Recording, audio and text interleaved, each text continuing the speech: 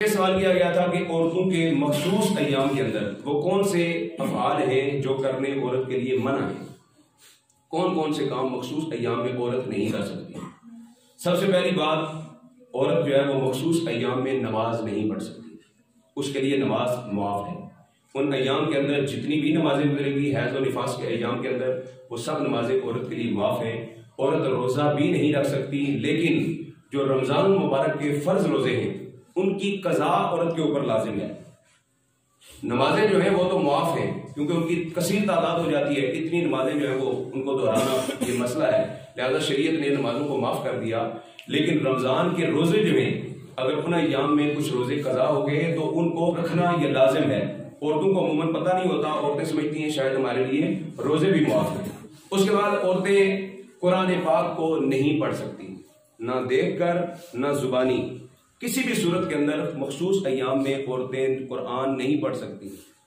یہ مسئلہ میں اس لیے بتانے لگا ہوں کیونکہ گھروں کے اندر جو بیویاں جو عورتیں قرآن پڑھاتی ہیں، اگر ان کو بالفرض یہ مسئلہ نہ پتا ہو اور ان ایام کے اندر بھی وہ ہاتھ لگائے بغیر زبانی قرآن کسی کو پڑھا رہی ہیں تو وہ شدید گناہ میں مبتلا ہو رہی ہیں۔ خاص ایام میں عورتوں کے لیے زبانی پڑھنا بھی جائز نہیں ہے۔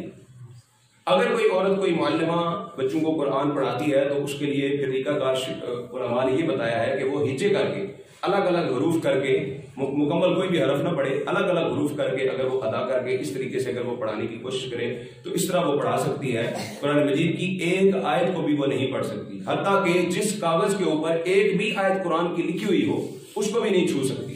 نہ قرآن پاک کو پکڑ سکتی ہے، نہ زبانی اس کو پڑھ سکتی ہے، نہ دیکھ کے پڑھ سکتی ہے، کسی بھی طرح سے اس کے لیے قرآن پاک پڑھنا جائز نہیں ہے۔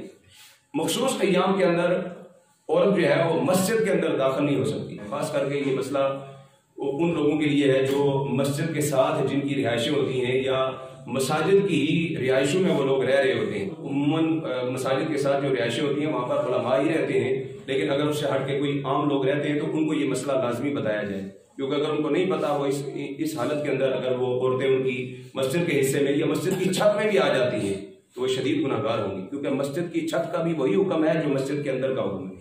جو یہاں کے حکم ہے، یہاں کے آداب ہیں، وہی چھت کے تحت الثری عرش علی، یہ مسجد ہے، اب بھی مسجد ہے، کل بھی مسجد ہے اور قیامت تک یہ مسجد ہی رہے گی۔ اس کے وہی آداب ہیں، اسی اور کام کے لیے اس کو استعمال میں نہیں لا سکتا۔ اسی طرح مخصوص ایام کے اندر عورت جو ہے وہ طواف کعبہ بھی نہیں کر سکتی۔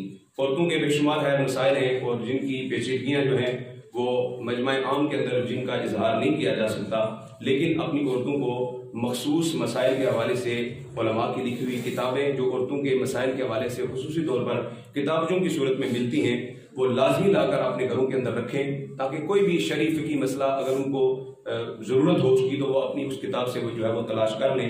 اگر کسی بھی مسئلے کا حل نہ ملتا ہو تو علماء سے رابطہ کیا جائے تاکہ اس مسئلے کا جو ہے وہ بہترین حل تلاش کیا جائے۔ اللہ تبارک و تعالی ہمیں دین سیکھنے، سمجھنے اور عمل کرنے کی توفیق عطا فرمائے۔